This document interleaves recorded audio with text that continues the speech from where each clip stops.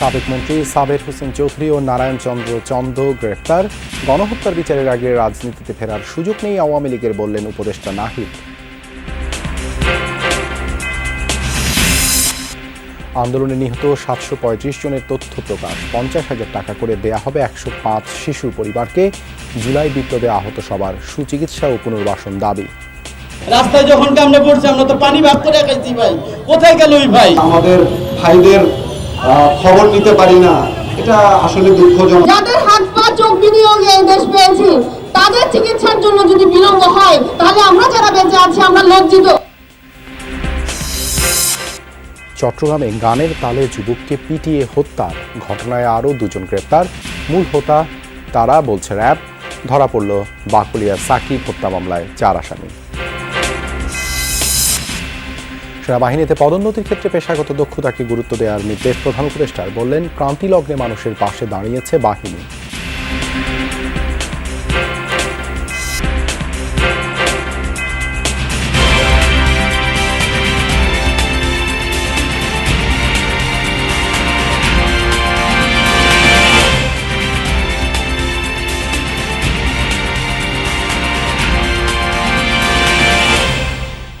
আমন্ত্রণ যমুনা নিউজে আপনাদের সঙ্গে আছি আমি দেবাশিস রঞ্জন সরকার। এতক্ষণ শিরোনাম দেখছিলেন। সাবেক মন্ত্রী সাবের হোসেন চৌধুরীকে গ্রেপ্তার করেছে ঢাকা মহানগর গোয়েন্দা পুলিশ। তাকে এখন ডিবিতে রাখা হয়েছে। সন্ধ্যায় রাজধানীর গুলশান এলাকা থেকে তাকে গ্রেপ্তার করা হয়। ডিএমপির মিডিয়া উইং জানায়, সাবের হোসেন চৌধুরীকে নিজ বাসা থেকে গ্রেপ্তার করা হয়েছে। সাবের হোসেন দ্বাদশ জাতীয় সংসদ নির্বাচনে ঢাকা 9 আসন থেকে নৌকার টিকিটে সংসদে যান। মন্ত্রিসভায় তাকে পরিবেশ, বন ও জলবায়ু পরিবর্তন মন্ত্রণালয়ের দায়িত্ব দেওয়া হয়। 2001 থেকে 2008 সাল পর্যন্ত আওয়ামী লীগের সাংগঠনিক সম্পাদক হিসেবে ঢাকা বিভাগের দায়িত্ব পালন করেন। ছিলেন আওয়ামী লীগ সভাপতির রাজনৈতিক সচিব। মাথা ন্যাড়া ও গোঁফ কামিয়েও শেষ রক্ষা হলো না সদ্য সাবেক ভূমিমন্ত্রী নারায়ণ চন্দ্র চন্দের। অবৈধভাবে ভারতে পালানোর সময় তাকে আটক করা হয়েছে। রাতে ঝিনাইদহের মহেশপুর সীমান্ত দিয়ে ভারতে পালানোর সময় তাকে আটক করে বর্ডার গার্ড বাংলাদেশ বিজিবি সদর দপ্তর থেকে এই তথ্য নিশ্চিত করা হয়। এ সময় তিনি বিজিবিকে মিথ্যা তথ্য দিয়ে বিভ্রান্ত করার চেষ্টা করেন। নারায়ণ চন্দ্র খুলনা 5 আসন থেকে নৌকার টিকিটে 2008 সালের পর থেকে 4 বার সংসদে যান। বৈষম্য বিরোধী ছাত্র আন্দোলন দমন ও নারী ধর্ষণ সহ তার বিরুদ্ধে বিভিন্ন থানায় একাধিক মামলা রয়েছে। নিজ এলাকায় নদী দখল করে অবৈধভাবে ইটভাটা পরিচালনা, নিয়োগ বাণিজ্য, অর্থ আত্মসাতের অভিযোগ রয়েছে তার বিরুদ্ধে। বিরোধী মতের মানুষদের দমনে গায়েবী মামলা, নির্যাতন এবং ছাগল কাণ্ডে স্থানীয় এক সাংবাদিককে জেল খাটান সাবেক এই মৎস্য ও প্রাণী সম্পদ মন্ত্রী। আজকে যশোর থেকে আসছে। আজকে রওনা করছিলেন? কিসে আসছিলেন? আসছিলাম একটা গাড়িতে। আপনি প্রথমে তো স্বীকার করেন নাই যে আপনি সংসদ সদস্য। ওখানে আমি তো অত কথা বলার সুযোগ পাইনি, এখানে এসে তো সব বলছি। তারপরে আপনি আমাদেরকে বলছেন যে আমি এখানে একটা আত্মীয় বাড়ি বেড়াতে আসছি, আমি ইন্ডিয়া যাচ্ছি না, কথা বলছেন। এখানের পরে বলছেন না আমাকে? না, বলছি এখানে বেড়াতে আসছিলাম। এটা তো আপনি ইন্ডিয়া যাচ্ছেন না সে কথা বলছেন আমার সাথে। সঠিক সঠিক। জুলাই আন্দোলনে আহতদের চিকিৎসার দায় সরকার নিচ্ছে না অভিযোগ করেছেন ভুক্তভোগী ও তাদের স্বজনরা। বলেন, কেবল আশ্বাস নয়, বাস্তবায়ন চাই। বলেন, সব কিছু করতে সময় লাগবে এটা ঠিক, কিন্তু আহতদের চিকিৎসা করতে সময় লাগবে এটা যৌক্তিক নয়। রোববার বিকেলে বৈষম্য বিরোধী আন্দোলনে আহতরা অবস্থান নেন রাজু ভাস্কর্যের পাদদেশে। জুলাই গণ অভ্যুত্থানের 2 মাস পেরিয়ে গেলেও এতে আহতদের সুচিকিৎসার ব্যবস্থা নিচ্ছে না সরকার, এমনটাই অভিযোগ তাদের। রাজু ভাস্কর্যের পাদদেশে অবস্থানকারীদের কারো হাত নেই, কারো পা নেই, কেউ কেউ শরীরে বুলেট নিয়ে সহ্য করছেন অবর্ণনীয় যন্ত্রণা। কিন্তু তাদের অভিযোগ, তাদের রক্তের উপরেই দাঁড়িয়ে থাকা সরকার ভুলে গেছে তাদের। আমরা মেডিকেলে বসে রয়েছি, একবেলা তো আমাদের সাথে খাবার আর নাই। রাস্তায় যখন আমরা পড়ছি আমরা তো পানি ভাগ করে খাইছি ভাই, কোথায় গেল ওই ভাই? এই তালিকা তৈরি করতে 2-3 মাস সময় লেগে যায়। আমরা আমাদের ভাইদের খবর নিতে পারি না, এটা আসলে দুঃখজনক। আপনারা আজ শহীদদেরকে ভুলে গেছেন, আহতদেরকে ভুলে গেছেন। আপনাদের প্রতি আমাদের মন থেকে, শহীদদের মন থেকে এক আকাশ পরিমাণ ঘৃণা জমলো আমাদের। এখন যেই সিটটার মধ্যে আপনারা বসে আছেন আমাদের কাঁধের উপর দিয়ে ভর করে, সেই সিট থেকে কিন্তু চাইলে আমরা আবার আপনাকে নামাইতেও পারব। কেউ কেউ অভিযোগ করেন, সরকার ফ্রি চিকিৎসার কথা বললেও নিজেদেরই বহন করতে হচ্ছে খরচ। এতে নিঃস্ব হওয়ার পথে অনেকে। তাদের দাবি ইনফেকশন থাকার পরও বের করে দেয়া হয়েছে হাসপাতাল থেকে। ইনফেকশন অবস্থা আমাকে রিলিজ দিয়ে দিচ্ছে, আমাকে বাসায় পাঠিয়ে দিচ্ছে। দুইটা গুলি আছে, একটা বার করছে, একটা রয়েছে, মানে একটা কি করবে এটা কোনো উদ্যোগ নাই। ডেলি বলে এক সপ্তাহ পরে আসতে, এক সপ্তাহ পরে এই সিলেট থেকে আসতে কিন্তু কত টাকা আমার করে যেতেছে। যাদের হাত পা চোখ বিনিয়োগে এই দেশ পেয়েছি, তাদের চিকিৎসার জন্য যদি বিলম্ব হয় তাহলে আমরা যারা বেঁচে আছি আমরা লজ্জিত। আমাদের এক ধরনের বন্দি করা হয়েছে, আমাদের ওয়ার্ডে তালা লাগাই দেয়, তালা ভাঙিয়ে বের হইতে হয়। সংবাদ সম্মেলন চলাকালে সমন্বয়ক পরিচয়ে কে বা কারা এসে অনুমতি ছাড়া রাজু ভাস্কর্যে অবস্থান করা যাবে না বলেও চাপ প্রয়োগ করেছে বলে অভিযোগ কর্মসূচি পালনকারীদের। 160 জনের একটা সমন্বয়কের লিস্ট হয়েছে, সেখানে কোনো আহত আছে, কোনো চক্ষুহারা আছে, কোনো পাহারা আছে? তাহলে পাহারা এরা কি অপরাধ করছে? হ্যাঁ, আমাদের এখানে এসে কথা বলা কেন লাগতেছে? কেন নামছি রাস্তায়? কেন এখানে কথা বলছি? এখানে তুমি উচ্চবাচ্য করো, তোমার সাহস কোথা থেকে আসছে? তুমি চোখ হারাও নাই, তুমি পা হারাও নাই, আমি হারাইছি, ওরা হারাইছে। তোমাদের এখানে কথা বলার অধিকার নাই। কোঅর্ডিনেটর একজন বলছে, এই কোঅর্ডিনেটর দাবি করে এখানে বলছে যে এখানে টিসিতে দাঁড়ানোর অনুমতি কে দিচ্ছে? আমরা যে মানে চিকিৎসা নিয়ে যে এটা উঠাইছি, এটা কেন উঠাইছি? আমাদের এক ধরনের আমরা চিকিৎসা পাচ্ছি না, এটা আমরা বলবো না, এটা আমার বলার অধিকার নাই। দেশটা কিসে স্বাধীন? স্বাধীনতা কারে বলে? কেন তাদেরকে হ্যারাসমেন্ট করবে? তাদেরকে বলতেছে এইখানে যাইতে, ওইখানে যাইতে। তোমরা আজকে যারা সমন্বয়ক দাবি করো, তোমরা যারা আজকে বলতেছো যে তোমরা তাদের জন্য কাজ করবা, তোমাদের এই 2 মাস কেন দেরি হয়েছে?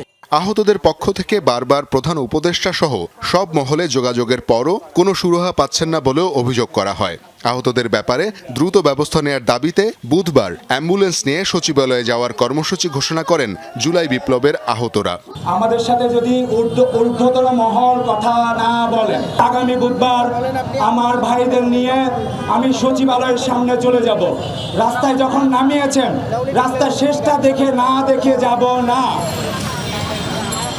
সঠিক পদক্ষেপ না নিতে পারলে সরকারকে ব্যর্থতা স্বীকার করে নেয়ার আহ্বান জানান আহতদের স্বজনরা। শওকত মঞ্জুর শান্ত, যমুনা নিউজ, ঢাকা। বয়স্ক, বিধবা ও প্রতিবন্ধী ভাতাপ্রাপ্তদের তালিকার 43%ই ত্রুটিপূর্ণ বলে জানিয়েছেন সমাজ কল্যাণ উপদেষ্টা। বলেন, যাদের এই সুবিধা পাওয়ার কথা নয় তারাই এতদিন ভাতা পাচ্ছিলেন। এ সংক্রান্ত তালিকা সংশোধনের পর ভাতা দেওয়ার কার্যক্রম পুরোদমে চালু হবে। এ সময় তিনি জানান, গণ অভ্যুত্থানে 105 জন শিশু নিহত হয়েছেন। অন্তর্বর্তী সরকার দায়িত্ব নেয়ার প্রায় 2 মাস। এরই মধ্যে সামাজিক নিরাপত্তা কর্মসূচি সহ বিভিন্ন প্রকল্পের আগের কার্যক্রম খতিয়ে দেখছেন সমাজ কল্যাণ উপদেষ্টা। এতে স্থবির হয়ে আছে বয়স্ক, বিধবা ও প্রতিবন্ধী ভাতা দেওয়ার কার্যক্রম। প্রায় 1,20,00,000 দরিদ্র মানুষ এর সুবিধাভোগী। ভাতা কার্যক্রমের স্থবিরতা প্রসঙ্গে ইউনিসেফের গবেষণা প্রতিবেদন তুলে ধরেন সমাজ কল্যাণ উপদেষ্টা। বলেন, আগের ভাতাপ্রাপ্তদের তালিকার 43 ভাগই ত্রুটিপূর্ণ, যারা ভাতা পাওয়ার যোগ্য নয়। এজন্য তালিকা সংশোধনের উদ্যোগ নেওয়া হয়েছে। এখানে ত্রুটি আছে, সেই ত্রুটিগুলো আমাদেরকে নিয়ন্ত্রণের মধ্যে আনতে হবে। জলদি করে শুধু দিয়ে দিলে হবে না, আমি কেমন করে দিচ্ছি, কি সিস্টেমে দিচ্ছি, যাকে দেওয়া উচিত সে পাচ্ছে কি না, এই 3টা প্রশ্নের জবাব আমার কাছে একেবারে পরিষ্কার হতে হবে। এবং সেখানে যদি অস্বচ্ছতা থাকে তাহলে আমি এটা দিতে পারবো না। তাহলে আমাকে এটাকে বলতেই হবে যে আমরা সময় নিয়ে করব। এটা অনুদান দেওয়ার সুযোগ হয়েছে এবং আমাকে ওটা রিলিজ করে দিতে হয়েছিল। আমি এটা তলিয়ে দেখার পর্যন্ত সময় পাইনি। স্বাস্থ্য মন্ত্রণালয়ের সবশেষ তথ্য অনুযায়ী বৈষম্য বিরোধী ছাত্র আন্দোলনে নিহত হয়েছেন 735 জন। এর মধ্যে শিশুর সংখ্যা 105। উপদেষ্টা জানান, নিহতদের পরিবার প্রতি আলাদাভাবে 50,000 টাকা দিচ্ছে সমাজ কল্যাণ মন্ত্রণালয়। 105 জনকে আমরা কালকে 50,000 করে টাকা দেব এবং শিশু দিবস উপলক্ষে 2 মন্ত্রণালয়ের প্রতি মাসের কার্যক্রম নিয়ে অনুষ্ঠিত এই ব্রিফিংয়ে জানানো হয়, নারী ও শিশু নির্যাতনের ঘটনা প্রতিদিনই মনিটর করা হবে। এর জন্য 64 জেলায় কুইক রেসপন্স টিম গঠন করা হচ্ছে। এছাড়া সব সরকারি বেসরকারি অফিসে ডে কেয়ার স্থাপনের উদ্যোগ নিতে যাচ্ছে মন্ত্রণালয়। আলমগীর স্বপন, যমুনা নিউজ, ঢাকা। নির্বাচনের চেয়ে সংস্কারকে গুরুত্ব দিচ্ছে অন্তর্বর্তী সরকার। কাঙ্ক্ষিত সংস্কার না হলে গণ অভ্যুত্থানের লক্ষ্য অর্জন হবে না বলে মনে করেন সমাজ কল্যাণ উপদেষ্টা। আর স্বরাষ্ট্র উপদেষ্টা বলেছেন, পুলিশ সংস্কারের সব রকমের সহযোগিতা করবে মন্ত্রণালয়। অন্যদিকে তথ্য উপদেষ্টা নাহিদ ইসলাম বলেছেন, সংস্কারের পরই নির্বাচনের তারিখ নিয়ে আলোচনা হতে পারে। গণহত্যার বিচারের আগে আওয়ামী লীগের রাজনীতিতে ফেরার সুযোগ নেই বলেও মত দিয়েছেন তিনি। ক্ষমতাচ্যুত আওয়ামী লীগ সরকারের আমলে দলীয় স্বার্থে ব্যবহার করা হয়েছে পুলিশকে, তাই এই বাহিনীকে জনবান্ধব এবং 150 বছরের পুরনো আইন সংশোধন করতে চায় এ সংক্রান্ত সংস্কার কমিশন। সচিবালয়ে এ নিয়ে কমিটির প্রথম বৈঠক শেষে কথা বলেন কমিশন প্রধান। পুলিশ একটা, আমরা চাই যে এটা গণতান্ত্রিক দেশে পুলিশ একটা ভালো একটা বাহিনী একটা কাজ করুক, বিভাগ কাজ করুক, জনসাধারণের যাতে সেবা দিতে হয়। মুখ্য উদ্দেশ্য হয় জনসাধারণকে সেবা দেওয়া। যে কোনো ধরনের সহায়তা চাই ওই সহায়তাই দিব। এখন এই ভাই যেটা চাবে ওইটা দিব। এখন কি সহায়তা চায় আমি তো জানি না এখনো, উনি যেটা চাবে তাইটা দিব। সংস্কার নিয়ে বাকি কমিশনগুলো প্রাথমিক কাজ শুরু করেছে। উপদেষ্টারা বলছেন, সংবিধান, নির্বাচনী ব্যবস্থা, দুদক ও পুলিশ সংস্কারের কাজকেই এখন গুরুত্ব দিচ্ছে সরকার। বিএনপি, জামায়াত সহ রাজনৈতিক দলগুলোর সাথে সংলাপেও বিষয়টি জানানো হয়েছে। নির্বাচন তো একটা অন্যতম লক্ষ্য আমাদের, তো সেটার জন্য একটা প্রেক্ষাপট তৈরি করতে হবে। সংস্কার হবে না নির্বাচন হবে, সেই নির্বাচন নিতে পারবেন তো? সংস্কার ছাড়া অন্তর্বর্তীকালীন সরকারের প্রায়োরিটি হচ্ছে অভ্যুত্থানের যে আকাঙ্ক্ষা, যে প্রতিশ্রুতিগুলো, সেই প্রতিশ্রুতি অনুযায়ী দেশকে পরিচালনা করা। সংবিধানটা আসলে পরিবর্তন করা প্রয়োজন। রাষ্ট্রীয় সংস্কার, সংবিধান সংস্কার থেকে শুরু করে আমাদের পুলিশ প্রশাসন সংস্কার, সেই সংস্কারগুলোকে আমরা প্রাথমিক গুরুত্ব দিচ্ছি। কমিশনগুলো সংস্কারের সুপারিশ দেওয়ার পর নির্বাচনের তারিখ ঠিক হবে বলে জানিয়েছেন নাহিদ ইসলাম। নির্বাচনে নতুন দল হিসেবে তারা অংশ নেবেন কিনা এ নিয়ে এখনো কোনো সিদ্ধান্ত হয়নি বলে জানিয়েছেন তিনি। ফলত আমাদের এখন দেশ পুনর্গঠনটাই প্রধান লক্ষ্য, সেটা নির্বাচন আসলে সেই সময় এটা বিবেচনা করা হবে। সংস্কার কমিশনগুলো রিপোর্ট দিলে তার উপর নির্ভর করবে এবং অবশ্যই রাজনৈতিক দলগুলোর মতামতের উপর ভিত্তি করে এই মেয়াদ নির্ধারিত হবে। উপদেষ্টা নাহিদ বলেন, গণহত্যার বিচারের আগে আওয়ামী লীগ দেশে রাজনীতি করতে পারবে না। বিচারের আগ পর্যন্ত আমরা তো বলেছি রাজনীতি করার সুযোগ তাদের নাই, নৈতিক অধিকারও নেই। ফলত এই বিচার প্রক্রিয়ার পরে এই বিষয়ে সিদ্ধান্ত নেওয়া যাবে। বাংলাদেশের জনগণ, বাংলাদেশের মানুষ আসলে আওয়ামী লীগের ব্যাপারে তখন সিদ্ধান্ত নেবে। তথ্য উপদেষ্টা বলেন, ফ্যাসিস্ট দল হিসেবে নৈতিকভাবে আওয়ামী লীগ রাজনীতি করার অধিকার হারিয়েছে। আলমগীর স্বপন, যমুনা নিউজ, ঢাকা। সৎ, নীতিবান ও নেতৃত্বের অন্যান্য গুণাবলী সম্পন্ন সেনা অফিসাররা উচ্চতর পদোন্নতির দাবিদার, এ কথা বলেছেন প্রধান উপদেষ্টা ডক্টর মোহাম্মদ ইউনূস। সকালে সেনা সদর নির্বাচনী পর্ষদ 2024-এর আনুষ্ঠানিক উদ্বোধন শেষে কথা বলেন তিনি। উদ্বোধনী অনুষ্ঠানে ছাত্র জনতার বিপ্লবে সিক্ত নতুন বাংলাদেশের সকলকে স্বাগত জানান প্রধান উপদেষ্টা। পদোন্নতির জন্য অফিসারদের পেশাগত দক্ষতা, নেতৃত্বের গুণাবলী, শৃঙ্খলার মান, সততা ও আনুগত্যের উপর গুরুত্ব আরোপের নির্দেশ দেন প্রধান উপদেষ্টা। তিনি বলেন, দেশের ক্রান্তি লগ্নে সেনাবাহিনী মানুষের পাশে এসে দাঁড়িয়েছে। অন্তর্বর্তীকালীন সরকার গঠন ও দেশকে অস্থিতিশীল পরিস্থিতির হাত থেকে রক্ষা করেছে। ফলে সেনাবাহিনী আবারও দেশের মানুষের কাছে আস্থার প্রতীক হিসেবে স্বীকৃতি লাভ করেছে। এর আগে প্রধান উপদেষ্টা অনুষ্ঠানস্থলে পৌঁছালে সেনাপ্রধান জেনারেল ওয়াকারুজ্জামান স্বাগত জানান। প্রথম পর্বে এই পদোন্নতি পর্ষদে সেনাবাহিনীর কর্নেল ও লেফটেন্যান্ট কর্নেল পদবীর যোগ্য কর্মকর্তাগণ পরবর্তী পদোন্নতির জন্য বিবেচিত হবেন। চট্টগ্রামে শাহাদত নামে এক যুবককে বেঁধে গানের তালে তালে পিটিয়ে হত্যার ঘটনায় আরও দুজনকে গ্রেপ্তার করেছে র্যাব।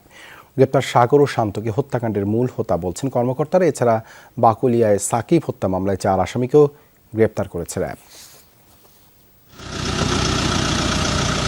রবিবার রাত 10টায় চট্টগ্রামের দামপাড়া থেকে সাগর ও শান্ত নামে এই দুই যুবককে গ্রেফতার করে র্যাব।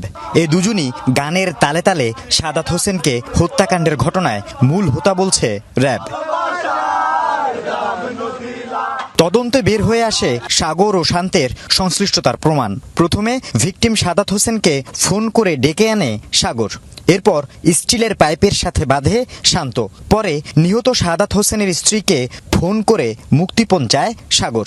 আসামি সাগরের ব্যাপারে যে অভিযোগটা আছে ভিকটিমের স্ত্রী আমাদের কাছে করেছে, যে ভিকটিমকে গত 13 আগস্ট এই সাগরই ফোনে ডেকে নিয়ে যায় এবং পরবর্তীতে অপহরণ করে মুক্তিপণ লাভের আশায় তার ওয়াইফের কাছে ফোন দিয়েছিল। এবং তথ্য প্রযুক্তি সহায়তা আমরা এতটুকু জানতে পেরেছি যে অপর গ্রেফতারকৃত আসামি শান্ত ঘটনাস্থলে ওই সময় উপস্থিত ছিল। চট্টগ্রাম ছাত্র জনতা ট্রাফিক গ্রুপ নামে একটি ফেসবুক গ্রুপ থেকে পোস্ট দিয়ে গত 13 আগস্ট নির্যাতন চালানো হয় সাদাত হোসেনের উপর। এই ঘটনায় এখন পর্যন্ত 5 জন গ্রেফতার হলেও পলাতক রয়েছে অন্য আসামিরা। একই দিনে চট্টগ্রামের বাকলিয়ায় সাকিব হত্যাকাণ্ডের ঘটনায় 4 আসামিকে গ্রেফতার করে র্যাব। গত 5 আগস্ট পূর্বশত্রুতার জেরে বাকলিয়ার কালামিয়া বাজার এলাকায় ঘর থেকে ডেকে নিয়ে কুপিয়ে খুন করা হয় সাকিবকে। 5 আগস্ট বাকলিয়া থানাধীন কালামিয়া বাজারে একটি হত্যাকাণ্ড সংঘটিত হয়, সাকিব হত্যাকাণ্ড, এবং বেশ চাঞ্চল্য তৈরি করে। এই হত্যাকাণ্ডের সাথে সরাসরি সম্পৃক্ত এই 4 নামীয় 4 জন আসামিকে র্যাব সাথে আভিযানিক দল গ্রেপ্তার করতে সক্ষম হয়েছে। আল আমিন শিকদার, যমুনা নিউজ, চট্টগ্রাম। বসুন্ধরা গ্রুপের কর্ণধার আহমেদ আকবর সোবহান ও তার পরিবারের 7 সদস্যের ব্যাংক হিসেবে লেনদেনে 1 মাসের জন্য জব্দ এবং লকার বন্ধ রাখার নির্দেশ দেওয়া হয়েছে। অর্থ পাচার প্রতিরোধ আইন 2012-র আওতায় Bangladesh financial intelligence unit BFIUA নির্দেশ দিয়েছে। রোববার দেশে ব্যাংকগুলোতে বসুন্ধরা গ্রুপের 8 পরিচালকের ব্যক্তিগত ব্যাংক হিসেবে লেনদেন জব্দের নির্দেশনার চিঠি পৌঁছায়। আহমেদ আকবর সোবহান ছাড়াও তার ছেলে সাদাত সোবহান, সাফিয়েত সোবহান, সায়েম সোবহান আনফির, সাফওয়ান সোবহান এবং 3 পুত্রবধূ সোনিয়া ফেরদৌসি সোবহান, সাবরিনা সোবহান ও ইয়াশা সোবহান এর ব্যাংক হিসাবেও জব্দ রাখার নির্দেশ দেওয়া হয়। চিঠিতে ব্যাংকগুলোকে বলা হয়েছে এই 8 জনের নামে একক মালিকানাধীন কোনো প্রতিষ্ঠান থাকলে তার ব্যাংক হিসাবও 1 মাসের জন্য স্থগিত রাখতে হবে। এসব ব্যক্তি ও তাদের প্রতিষ্ঠানের নামে ব্যাংকে থাকা হিসেবে যত ধরনের লেনদেন হয়েছে তার তথ্য চেয়েছে BFIU। আরও ভয়াল রূপে শেরপুর, ময়মনসিংহ, নেত্রকোনার প্লাবন পরিস্থিতি। বৃষ্টির সাথে উজানের ঢল অব্যাহত থাকায় ডুবছে নতুন নতুন এলাকা, পানিবন্দী কয়েক লাখ মানুষ। শেরপুরে এখন পর্যন্ত 6 জনের মৃত্যুর খবর পাওয়া গেছে। মহারশী নদীর ভাঙা বাঁধ দিয়ে 3 দিন ধরে পানি ঢুকছে লোকালয়ে। অন্যান্য নদ নদীর পানিও ভাসিয়েছে জনপদ। ডুবেছে 5 উপজেলার অন্তত 20 ইউনিয়ন, পানিবন্দী 1.5 লক্ষাধিক মানুষ। খোলা হয়েছে আশ্রয় কেন্দ্র, বাড়িঘর ছেড়ে অনেকেই সেখানে আশ্রয় নিয়েছেন। কিন্তু খাবার ও বিশুদ্ধ পানির চরম সংকট। উদ্ধার তৎপরতা চালিয়ে যাচ্ছে সেনাবাহিনী ও বিজিবি।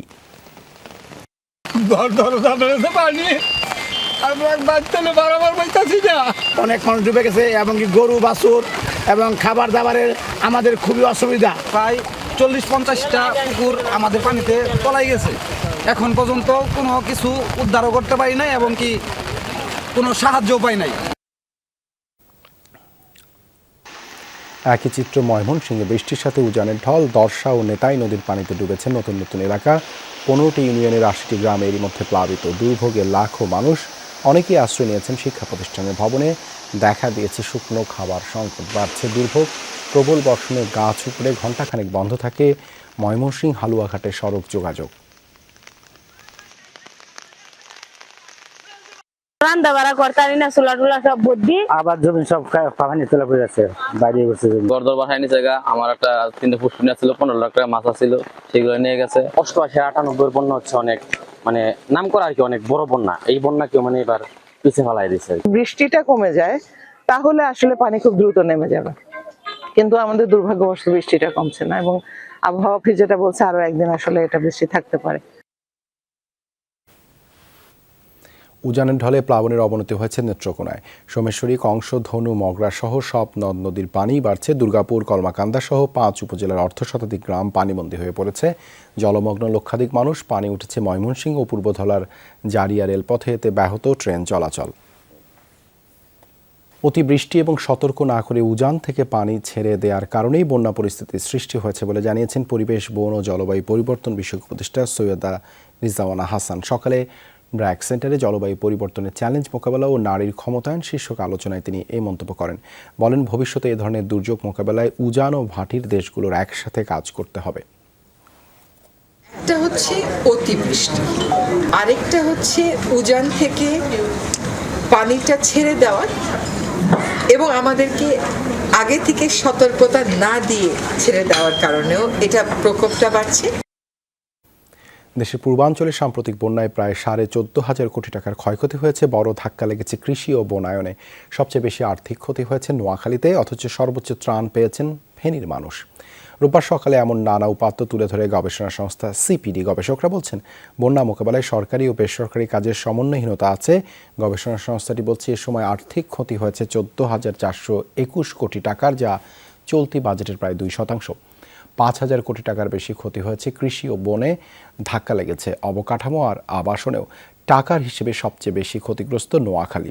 এরপরই আছে কুমিল্লা, ফেনী ও চট্টগ্রাম। বন্যার পূর্বাভাস নিয়ে প্রতিবেশী দেশগুলোর সাথে যোগাযোগ বাড়ানোর তাগিদ দিয়েছে CPD।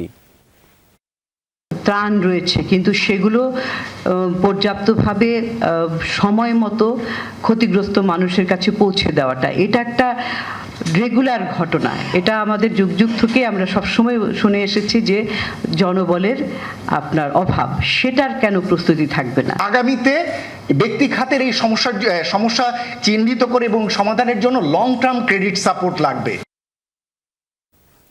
পোল্যান্ডের রাষ্ট্রদূত হিসেবে খোরশেদ আলম খাস্তাগিরকে নিয়োগের সিদ্ধান্ত বাতিল করেছে পররাষ্ট্র মন্ত্রণালয়। জনকূটনীতি বিভাগের মহাপরিচালক ও মন্ত্রণালয়ের মুখপাত্র তৌফিক হাসান সাংবাদিকদের এই তথ্য নিশ্চিত করেছেন। মালয়েশিয়ায় বাংলাদেশের উপহাই কমিশনার হিসেবে কর্মরত এই কর্মকর্তার বিরুদ্ধে ছাত্র জনতার জুলাই বিপ্লবে বিতর্কিত ভূমিকা পালনের অভিযোগ ওঠার পর এই সিদ্ধান্ত নেওয়া হলো। তবে নিয়োগ বাতিলের সিদ্ধান্তের কোনো কারণ মন্ত্রণালয় আনুষ্ঠানিকভাবে জানায়নি। এদিকে পররাষ্ট্র মন্ত্রণালয়ের মেরিটাইম অ্যাফেয়ার্স ইউনিটের সচিব খুরশিদ আলমও পদত্যাগ করেছেন। 2009 সাল থেকে এই পদে চুক্তিভিত্তিক নিয়োগে কর্মরত ছিলেন অবসরপ্রাপ্ত এই রিয়ার অ্যাডমিরাল। সরকারের সিদ্ধান্ত অনুযায়ী বাংলাদেশ হাইকমিশন কুয়ালালামপুরে উপহাইকমিশনার হিসেবে কর্মরত জনাব খোরশেদ আলম খাস্তগিরের পোল্যান্ডে বাংলাদেশের রাষ্ট্রদূত হিসেবে সাম্প্রতিক নিয়োগের সিদ্ধান্ত বাতিল ঘোষণা করা হলো। পাচারকৃত অর্থ ফেরাতে দুর্নীতি দমন কমিশনকে সব ধরনের সহযোগিতার আশ্বাস দিয়েছে ব্রিটিশ প্রতিনিধি দল। তাদের সাথে বৈঠক করেন সংস্থাটির চেয়ারম্যান সহ উচ্চ পর্যায়ের কর্মকর্তারা। দুদক মহাপরিচালক জানান, দেশ থেকে পাচার হওয়া অর্থ ফেরাতে বিভিন্ন দেশ ও সংস্থার সহযোগিতার জন্য বৈঠক চলমান রয়েছে। গেল 15 বছরে দেশ থেকে পাচার হওয়া অর্থের সন্ধানে সম্প্রতি FBI, EU সহ বিভিন্ন সংস্থার সাথে কয়েক দফায় বৈঠক করল সংস্থাটি। আওয়ামী লীগ সরকারের 15 বছরে দেশ থেকে প্রায় 18 লাখ কোটি টাকা পাচারের অভিযোগ রয়েছে। দেশ থেকে পাচার এই বিপুল অর্থ ফেরাতে উদ্যোগ নিয়েছে অন্তর্বর্তী সরকার। এর অংশ হিসাবে ব্রিটিশ প্রতিনিধি দলের সাথে বৈঠক করেছেন দুদক চেয়ারম্যান সহ ঊর্ধ্বতন কর্মকর্তারা। সেখানে পাচার হওয়া অর্থ ফেরাতে যুক্তরাজ্য কিভাবে দুদককে সহযোগিতা করতে পারে তা নিয়ে আলোচনা হয়। মানি লন্ডারিং সংক্রান্ত বিষয়েই তারা আলোচনা করেছেন। দুদকের মহাপরিচালক জানান, পাচার হওয়া অর্থ ফেরাতে কারিগরি সার্বিক সহযোগিতা করবে ব্রিটিশ প্রতিনিধি দল। যেই সম্পদ বিদেশে পাচার হয়েছে, পাচারকৃত সম্পদ পুনরুদ্ধারের ক্ষেত্রেই আমরা তাদের সহযোগিতা কামনা করি। এদিকে শিল্পকলা একাডেমির নিয়োগ জালিয়াতির প্রমাণ পাওয়ায় প্রতিষ্ঠানটির সাবেক মহাপরিচালক লিয়াকত আলী লাকি সহ 24 জনের বিরুদ্ধে মামলা করেছে দুদক। নিয়োগের যে লিখিত পরীক্ষা ছিল, সেই লিখিত পরীক্ষায় প্রাপ্ত নম্বরের বিপরীতে চাকরি প্রার্থীদেরকে নম্বর বাড়িয়ে তাদেরকে উত্তীর্ণ দেখানো হয়েছে। দুদকের আবেদনের প্রেক্ষিতে সাবেক মন্ত্রী আব্দুর রহমান ও জাতীয় নিরাপত্তা গোয়েন্দা সংস্থা NSI এর সাবেক মহাপরিচালক অবসরপ্রাপ্ত মেজর জেনারেল ATM জোবায়ের ও তার স্ত্রী ফাহমিনা মাসুদের বিরুদ্ধে বিদেশ যাত্রায় নিষেধাজ্ঞা দিয়েছে আদালত। এদিকে ডিসি নিয়োগ কেলেঙ্কারির অনুসন্ধান চেয়ে দুর্নীতি দমন কমিশনে অভিযোগ দায়ের করেছে সুপ্রিম কোর্টের এক আইনজীবী। বাংলাদেশে আপনারা দুর্নীতি করে পদ দিবেন, আর ওই পদে 64 জেলার মধ্যে এরকম দুর্নীতিবাজ অফিসাররা বসে থাকবে, তারা পুরো দেশটাকে লুটে পুটে খাবে, এইটা বাংলাদেশে হতে পারে না।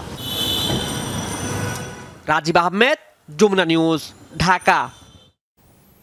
তারেক রহমানের সব মামলা আইনিভাবে মোকাবেলা করা হবে বলে জানিয়েছেন বিএনপির আইন বিষয়ক সম্পাদক ব্যারিস্টার কায়সার কামাল। রোববার সুপ্রিম কোর্ট বার ভবনে সাংবাদিকদের প্রশ্নের জবাবে এসব কথা বলেন তিনি। ব্যারিস্টার কায়সার কামাল বলেন, তারেক রহমান আইন ও আদালতের প্রতি শ্রদ্ধাশীল, তাই তার সব মামলা আইনিভাবেই মোকাবেলা করা হবে। তারেক রহমানকে দেশের সবচেয়ে জনপ্রিয় নেতা উল্লেখ করে তিনি বলেন, তারেক রহমান যথাসময়েই দেশে ফিরবেন। বিচার বিভাগ কোনো দলের রাজনৈতিক এজেন্ডা বাস্তবায়নের জন্য কাজ করতে পারে না বলেও জানান তিনি। যেসব বিচারপতি কোড অব কন্ডাক্ট ভঙ্গ করেছেন তাদের বিরুদ্ধে কর্তৃপক্ষ যথাযথ ব্যবস্থা নেবে বলে আশা প্রকাশ করেন তিনি। ভারপ্রাপ্ত চেয়ারম্যান জনাব তারেক রহমান সাহেব সহ বিএনপিকে ভিক্টিমাইজ করার জন্য আনফরচুনেটলি বিচার বিভাগকে ব্যবহার করা হয়েছে। তিনি জানেন তার বিরুদ্ধে যে মামলাগুলো হয়েছে প্রত্যেকটা মামলায় রাজনৈতিক উদ্দেশ্য প্রণোদিত, মিথ্যা, বানোয়াট এবং ভিত্তিহীনভাবে রায় দেওয়া হয়েছে। তারপরেও তিনি আইনের প্রতি শ্রদ্ধাশীল এবং আইনি প্রক্রিয়া, আমাদের CRPC আইন আদালতের প্রক্রিয়ার মাধ্যমে সেই মামলাগুলোকে আমরা মোকাবেলা করব। সন্ত্রাসী সংগঠন হিসেবে আগামী 7 দিনের মধ্যে ছাত্রলীগকে নিষিদ্ধের দাবি জানিয়েছেন আমার দেশ পত্রিকার ভারপ্রাপ্ত সম্পাদক মাহমুদুর রহমান।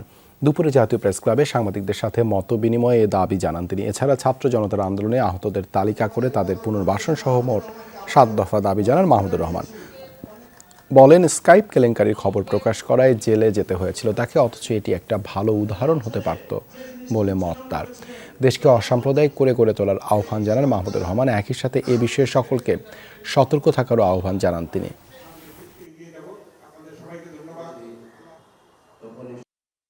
16 বছরে যত সন্ত্রাসী কর্মকাণ্ড ঘটেছে তার জন্য একতরফাভাবে বাংলাদেশ ছাত্রলীগ দায়ী। এই যে ছাত্র জনতার বিপ্লবে হাজার হাজার ছেলে মেয়েকে হত্যা করা হয়েছে, আবু সাইদকে হত্যা করা হয়েছে, মুগ্ধকে হত্যা করা হয়েছে, এই হত্যাকারীর মধ্যে পুলিশ ছিল এবং ছাত্রলীগের গুন্ডা বাহিনী ছিল। 7 দিনের আলটিমেটাম দিচ্ছি, 7 দিনের মধ্যে ছাত্রলীগকে সন্ত্রাসী সংগঠন করে নিষিদ্ধ ঘোষণা করতে হবে। নৌপরিবহন মন্ত্রণালয়কে দুর্নীতির মহাসাগর বলে মন্তব্য করেছেন উপদেষ্টা অবসরপ্রাপ্ত brigadier general M Shakhawat Hossain. Awami League সরকারের আমলে প্রকল্প ও কেনাকাটায় ব্যাপক অনিয়ম দুর্নীতির তথ্য প্রমাণ দুদকে পাঠানো হচ্ছে বলে জানান তিনি। চট্টগ্রামের শিপিং কর্পোরেশনের কর্মকর্তাদের সাথে বৈঠকে বলেন, পর 2টি জাহাজে অগ্নিকাণ্ড নাশকতা নাকি দুর্ঘটনা তা তদন্তে 12 সদস্যের উচ্চ পর্যায়ের কমিটি গঠিত হয়েছে। গেল 4 সেপ্টেম্বর মধ্যরাতে চট্টগ্রাম বন্দর বহির্নোঙরে বিএসসির তেলবাহী অয়েল ট্যাঙ্কার এমটি বাংলা সৌরভে ভয়াবহ অগ্নিকাণ্ডে প্রাণ যায় একজনের, উদ্ধার হয় 47 ক্রু। এর 4 দিন আগে 30 সেপ্টেম্বর ডলফিন জেটিতে বিএসসির আরেক অয়েল ট্যাঙ্কার বাংলার জ্যোতিতে ভয়াবহ বিস্ফোরণ ও আগুনে নিহত হয় 3 জন। রাষ্ট্রায়ত্ত প্রতিষ্ঠান বিএসসির বহরে আছে এই 2টি মাত্র অয়েল ট্যাঙ্কার। পরপর অগ্নিকাণ্ডে 2টি কার্যত পরিত্যক্ত। সকালে বিএসসির কর্মকর্তাদের সাথে জরুরি বৈঠক করেন নৌপরিবহন উপদেষ্টা। এটি কি নাশকতা নাকি দুর্ঘটনা তা তদন্তে অতিরিক্ত সচিবের নেতৃত্বে 10 সদস্যের নতুন তদন্ত কমিটি গঠনের কথা জানান তিনি। বিষয়টা কি, কোনো এই ধরনের যেগুলো মানুষ সন্দেহ করছে সেই ধরনের কোনো কিছু আছে কিনা, কাজে কি হয়েছে এটা আমি এই মুহূর্তে কোনো অনুমান ভিত্তিক কোনো কথা বলতে চাই না। ইনকোয়ারি হবে এবং যত তাড়াতাড়ি সম্ভব ইনকোয়ারি হবে। ইনকোয়ারি শেষ হলে আমি আশা করব সেই ইনকোয়ারির রেজাল্টগুলো আপনারা জানতে পারবেন। বিএসসির বহরে বর্তমানে বাণিজ্যিক জাহাজ 5টি, আরও জাহাজ কেনার পরিকল্পনার কথা জানান উপদেষ্টা। তবে আওয়ামী লীগ সরকারের আমলে জাহাজ কেনাই এবং অপ্রয়োজনীয় প্রকল্পে নৌপরিবহন মন্ত্রণালয়ে ভয়াবহ দুর্নীতি হয়েছে বলে জানান উপদেষ্টা। এটা চুরির মহাসমুদ্র না, প্রশান্ত মহাসাগর। ডুব দিলে আপনি টেরি পাবেন না কোথা থেকে কি। এখন যেটা হয়ে গেছে ভাই, সেটা তো দুদক আছে, আমাদের কাছে যেই ডকুমেন্টগুলো আছে আমরা দুদককে পাঠিয়ে দিচ্ছি, দুদকে ইনকোয়ারি হবে। 2টি অয়েল ট্যাঙ্কারই আগুনে ক্ষতিগ্রস্ত হওয়ায় সোমবার থেকে ভাড়া করা জাহাজে শুরু হচ্ছে জ্বালানি তেল পরিবহন।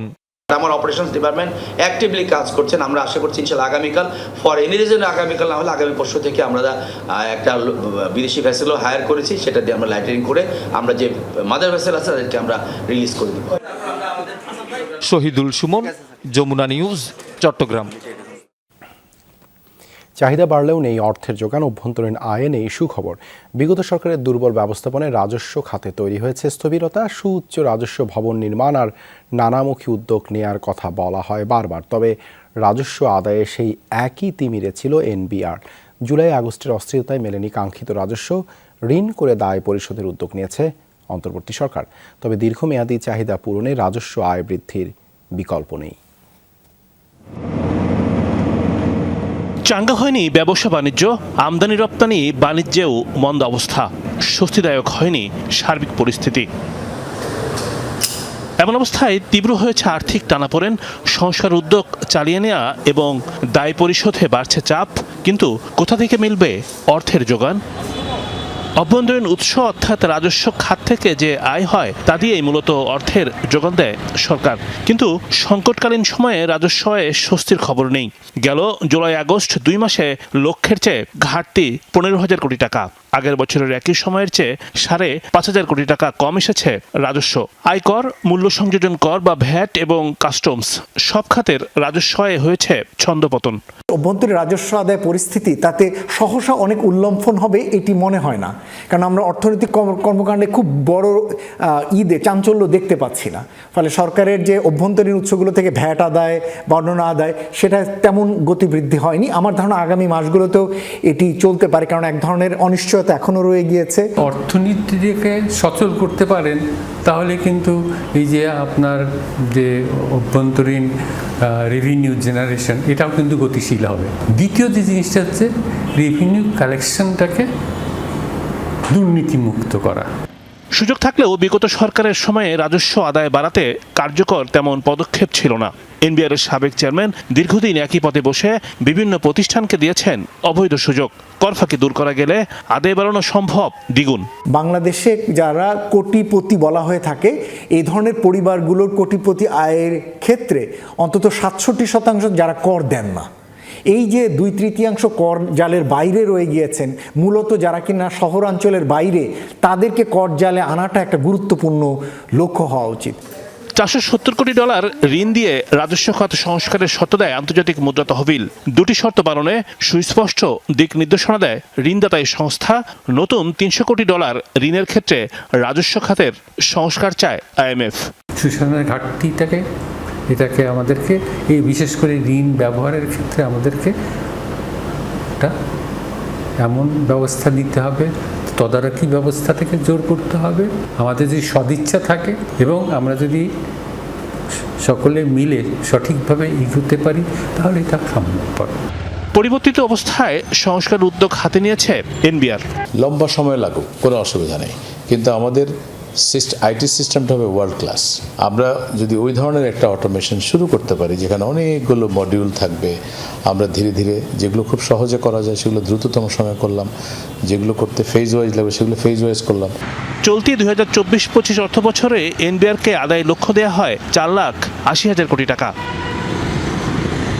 রিমন রহমান, যমুনা নিউজ, ঢাকা।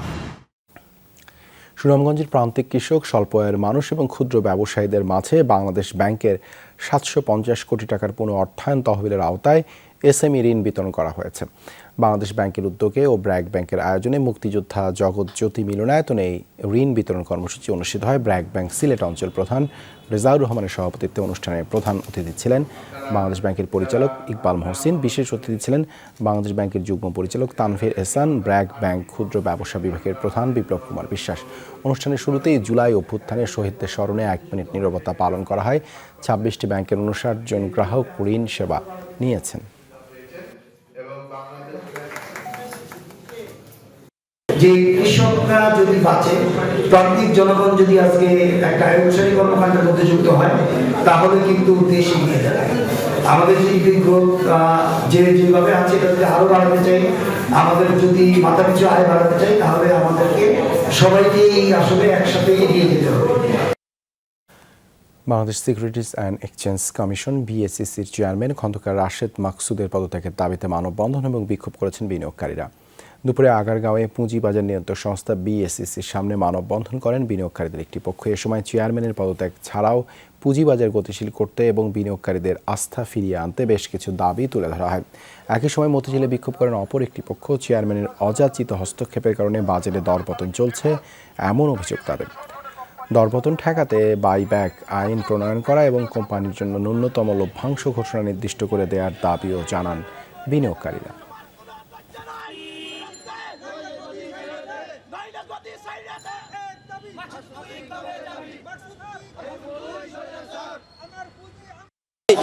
আমাদের দাবি একটাই, এসএসসি চেয়ারম্যান মাকসুদের পদত্যাগ। মাকসুদের পদত্যাগ ছাড়া এই মার্কেট ভালো হবে না। যেসব শেয়ার মূল্য ইস্যু মূল্যের নিচে আছে সেগুলো ফিরিয়ে আনতে হবে ইস্যু মূল্যের উপরে। তাদের যে দাবিগুলো আছে সেগুলো আমরা শুনেছি এবং নোট ডাউন করেছি এবং পরবর্তীতে সেই বিষয়ে ব্যবস্থা গ্রহণ করা হবে।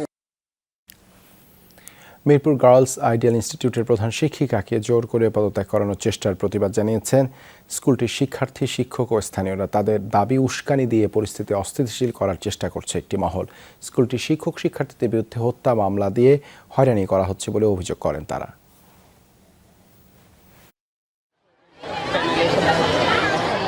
মিরপুর গার্লস আইডিয়াল ইনস্টিটিউটের প্রধান শিক্ষিকাকে জোর করে পদত্যাগ করানোর চেষ্টা চলে 5 আগস্টের পর। এর প্রতিবাদে মিরপুরে স্কুলের সামনে মানববন্ধন করেন শিক্ষার্থী, শিক্ষক ও স্থানীয়রা।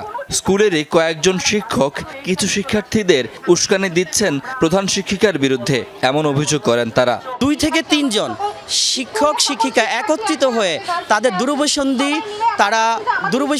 প্রচার করে স্কুলের পাঠদান থেকে স্টুডেন্টকে ব্যাহত করছে। তারা স্টুডেন্টের মধ্যে ডিভাইডিং রুল খেলছে। শিক্ষা প্রতিষ্ঠানের জায়গা তার লম্বা হাত কাজে লাগায় শিক্ষা মেন প্রধান শিক্ষকদের নামাই দেওয়ার জন্য রাজনীতি চালাবে, এই প্রভাবগুলো বাচ্চাদের পর পড়বে, এটা কিন্তু ঠিক না। স্কুলের শিক্ষক শিক্ষার্থীদের বিরুদ্ধে হত্যা মামলা দিয়ে হয়রানি করা হচ্ছে বলেও অভিযোগ করেন শিক্ষকরা। 19 জন শিক্ষকদের সরাসরি এবং পরোক্ষভাবে তাদের সহায়তাকারী হিসেবে এরকম প্রায় 40-45 জন। হ্যাঁ, এবং তার মধ্যে হত্যা মামলার ধারা 302, 305 এগুলোও ছিল। ছাত্র আন্দোলন হত্যা হয়েছে সেগুলো আমাদের গায়ে, অথচ আমরা 5 তারিখের আগে আমার নিজের এভিডেন্স আছে, আপনারা চাইলে আমি দেখাতে পারবো যে আমি প্রোগ্রাম করেছি ছাত্রদের সাথে। শিক্ষার্থীরা বলেন এমন সব ঘটনায় স্কুলের শিক্ষার পরিবেশ নষ্ট হচ্ছে। স্কুলে এই ধরনের অরাজক পরিস্থিতির কারণে অনেক শিক্ষার্থী কিংবা অভিভাবকদের মনে নেতিবাচক প্রভাব পড়ছে, যার কারণে অনেকে স্কুলে আসার প্রতি উদাসীন। আমাদের স্কুলের শান্তিপ্রিয়, সুন্দর, সুষ্ঠু এবং শিক্ষাযোগ্য, শিক্ষা যাতে ভালো উন্নতি হয় সেই ধরনের একটা আদর্শ শিক্ষা ব্যবস্থা যাতে আমাদের স্কুলে আবারও প্রতিষ্ঠিত হোক। শিক্ষক শিক্ষার্থীরা জানান প্রধান শিক্ষিকা 3 দশকেরও বেশি সময় ধরে এই স্কুলে পাঠদান করে আসছেন। শাকিল হাসান, যমুনা নিউজ, ঢাকা। হামাসকে সন্ত্রাসী সংগঠন আখ্যা দিয়ে প্রতিশোধ হিসেবে ফিলিস্তিনে গণহত্যা চালাচ্ছে ইসরায়েল। বাংলাদেশ বিশ্বের সব দেশেই জালেমের পতন চায়। বিকেলে রাজু ভাস্কর্যের সামনে স্বাধীন বাংলাদেশ ছাত্র সংসদ আয়োজিত এক গণমিছিলে এসব কথা বলেন বক্তারা। তারা বলেন ফিলিস্তিনের মানুষ যেভাবে প্রতিরোধ গড়ে তুলেছে তা অনুপ্রাণিত করেছে বাংলাদেশকে। তাদের সাহস জুলাই আন্দোলনের বাংলাদেশকে শক্তি জুগিয়েছে বলে মন্তব্য করেন তারা। সারা দেশে ফিলিস্তিন নিয়ে মিথ্যাচার চলছে উল্লেখ করে তারা বলেন বৈষম্য বিরোধী বাংলাদেশ গড়তে হলে মিথ্যার চর্চা বন্ধ করতে হবে। জুলাই অভ্যুত্থানের চেতনা যেন ফিলিস্তিনের জন্য অব্যাহত থাকে সেই প্রত্যাশাও করেন তারা। শহীদ ইরফান ভূঁইয়া স্মারক 12তম আন্তঃক্লাব বিতর্ক প্রতিযোগিতা 2024 শেষ হয়েছে। এই আয়োজনের মিডিয়া পার্টনার ছিল যমুনা টেলিভিশন। রাজধানীর United international university debating club এই আয়োজন করে। 4 থেকে 6 অক্টোবর পর্যন্ত বিতর্ক প্রতিযোগিতা অনুষ্ঠিত হয়। প্রতিযোগিতার ফাইনাল রাউন্ডে সরকারি দল মেহেরুন্নেসা দোলা, নাসরিন জাহান ও আহনাফ আতিফ বিরোধী দলকে পরাজিত করে। বিরোধী দলে ছিলেন ইসমাইল সাফা, মতিন আহমেদ ও পাভেল ঘোষ। ফাইনালের সেরা বক্তা নির্বাচিত হন আহনাফ আতিফ। টুর্নামেন্ট সেরা বক্তা নির্বাচিত হন ইসমাইল সাফা। ফাইনাল বিতর্কে প্রধান অতিথি ছিলেন ইউআইইউ এর উপাচার্য প্রফেসর ডক্টর আবুল কাশেম মিয়া। বিশেষ অতিথি ছিলেন শহীদ ইরফান ভূঁইয়ার পিতা।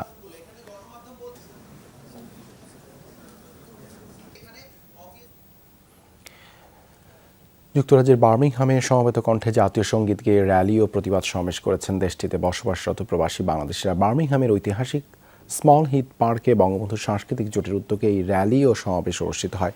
অংশ নেন অসংখ্য নারী, পুরুষ, এমনকি শিশু কিশোররাও।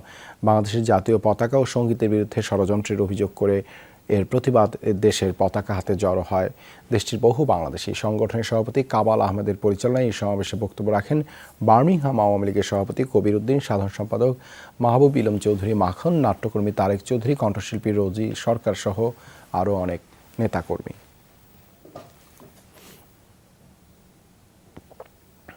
সৌদি আরব সফর করেছেন যুবদলের সাবেক সাংগঠনিক সম্পাদক ইসহাক সরকার রিয়াদ। এ উপলক্ষে গণসংবর্ধনার আয়োজন করেছে দেশটির বিএনপি শাখা।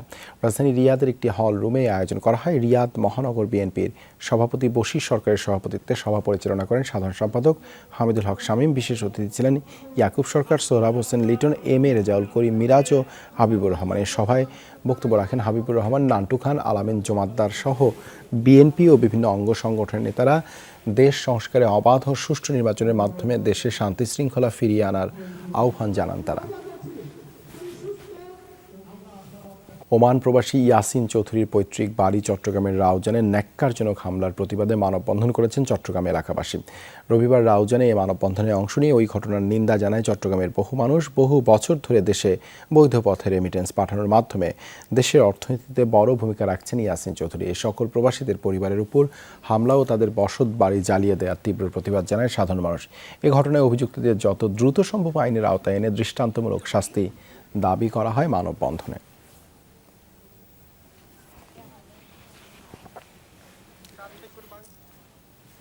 ওমানে বাংলাদেশ সোশ্যাল ক্লাবের উদ্যোগে শুরু হতে যাচ্ছে ফুটবল টুর্নামেন্ট। বিজয় দিবস উপলক্ষে দেশটিতে বসবাসকারী প্রবাসীদের নিয়ে আয়োজন করতে যাচ্ছে সংগঠনটি। আগামী 1 নভেম্বর আয়োজিত হতে যাচ্ছে এই টুর্নামেন্ট। বাংলাদেশ সোশ্যাল ক্লাব ওমানের উদ্যোগে Gulf exchange gold cup football টুর্নামেন্টটি প্রবাসীদের সবচেয়ে বড় আয়োজনের একটি। এবছরে এই আয়োজনে অংশ নেবে 16টি দল। রাজধানী মাস্কাটের ওয়াদি কাপের ফুটবল মাঠে আয়োজিত হবে টুর্নামেন্টের সব খেলা। শনিবার টুর্নামেন্টের লটারি ও নিয়ম নীতি জানানোর জন্য অনুষ্ঠিত হয় আলোচনা সভার। ক্লাবের ভাইস চেয়ারম্যান রেজাউল করিমের সভাপতিত্বে এই সভা পরিচালনা করেন সাধারণ সম্পাদক এম.এন. আমিন। এ সময় আরও উপস্থিত ছিলেন আজিমুল হক বাবুল, আনোয়ার হোসেন, আব্দুর রহিম, আবুল বশর সরকার সহ আরও অনেকে। প্রধান উপদেষ্টা ডক্টর মোহাম্মদ ইউনূসকে নিয়ে ফেসবুকে বিতর্কিত মন্তব্য করে সমালোচনায় পড়েছেন লালমনিরহাট জেলা প্রশাসনের সহকারী কমিশনার তাপসী তাবাসসুম উর্মি। এই ঘটনায় তাকে ওএসডি করে রংপুর বিভাগীয় কমিশনারের কার্যালয়ে বদলি করেছে সরকার। রোববার সন্ধ্যায় বিষয়টি নিশ্চিত করেন জেলা প্রশাসক এইচ.এম. রাকিব হায়দার। জনপ্রশাসন মন্ত্রণালয়ের সিনিয়র সহকারী সচিব নীলুফা ইয়াসমিনের সই করা এক প্রজ্ঞাপনে এই তথ্য জানানো হয়। তাপসী তাবাসসুম উর্মি নামে সেই নির্বাহী ম্যাজিস্ট্রেট ফেসবুকে লেখেন, সাংবিধানিক ভিত্তিহীন অন্তর্বর্তী সরকারের প্রধান উপদেষ্টা বলেছেন রিসেট বাটনে পুশ করা হয়েছে, অতীত মুছে গেছে। রিসেট বাটনে ক্লিক করে দেশের সব অতীত ইতিহাস মুছে ফেলেছেন তিনি। এতই সহজ, কাউন্টডাউন শুরু হয়ে গেছে আপনার মহাশয়। পরে স্ট্যাটাসের বিষয়ে জানতে চাইলে উর্মি মুঠোফোনে বলেন, আমি পোস্ট দিয়েছি, এটাই তো যথেষ্ট।